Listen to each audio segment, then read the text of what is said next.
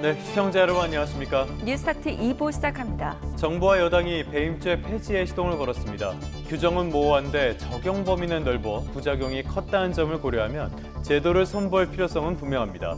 다만 이재명 대통령이 이미 배임죄로 기소된 상태라는 점을 고려하면 이런 조치가 기업의 활력을 살리는 방안이지 이 대통령의 면소와는 무관하다는 점을 충분히 이해시켜야 하겠습니다. 트럼프 대통령이 북한 김정은 위원장과 조건 없이 대화할 수 있다는 의사를 전했습니다. 북한이 비핵화는 없다고 못을 박은 지 하루 만에 나온 입장인데요.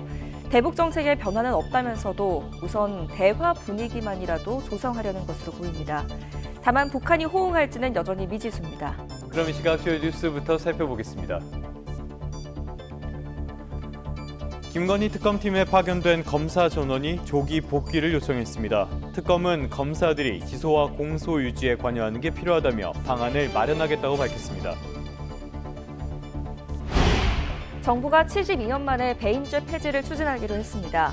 기업의 경영 부담을 줄여주겠다는 건데 국민의힘은 이재명 대통령의 재판을 고려한 꼼수라고 반발했습니다.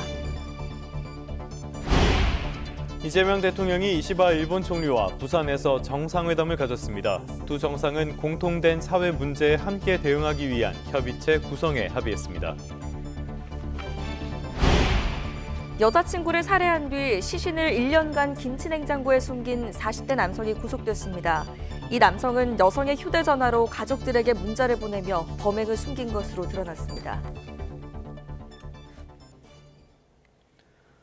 첫 소식입니다. 대통령실부터 가보겠습니다. 이재명 대통령이 검찰의 기계적인 항소, 상고 관행을 지적하면서 제도 개선을 주문했습니다. 검사들이 죄가 되지 않는 것을 기소해 국민에게 고통을 주고 있다며 작심 비판도 쏟아냈습니다.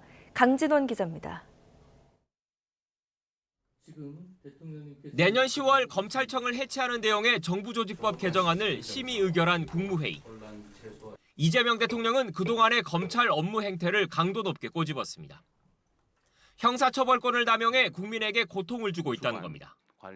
검사들이 대도 않는 거 기소해가지고 무죄 받고 나면 면책하려고 항소하고 면책하려고 상고하고 그러면서 국민들한테 고통 주는 거 아니에요. 범인 10명을 놓치더라도 억울한 한 명을 만들지 않는 게 형사법의 대원칙이라고도 했습니다. 검찰의 무리한 항소와 상고로 피해보는 사람들이 있다는 의미입니다. 몇 년 재판해가지고 돈 들여서 고통받고 해가지고 무죄를 받았어요. 검찰이 아무 이유 없이 항소를 해요. 그래서 또 막 한참 동안 돈 들여가지고 고생을 해요. 이 대통령의 거듭된 지적에 정성호 법무부 장관은 형사소송법과 관련 예규 개정을 시사했습니다. 기계적인 항소나 상고를 그냥 방치했거든요. 이 부분을 갖다 규정을 좀 고칠 예정입니다. 일각에선 이 대통령의 언급이 자신의 공직선거법 위반 혐의 재판 상황을 염두에 둔 것 아니냐는 해석도 나왔습니다.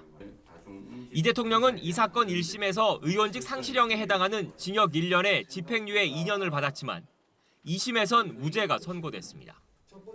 그런데 이후 검찰의 상고로 사건을 넘겨받은 대법원은 유죄 취지의 파기환송을 결정했습니다.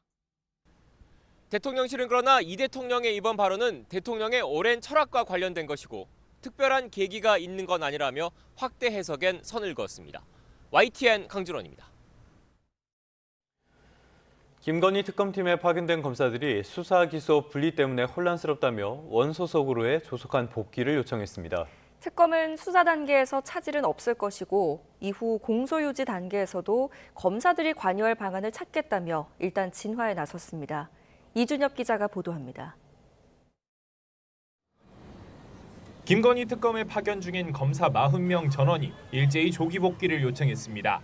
폭증하는 민생사건 미제 처리에 동참할 수 있게 진행하는 사건만 끝나면 돌려보내달라는 겁니다.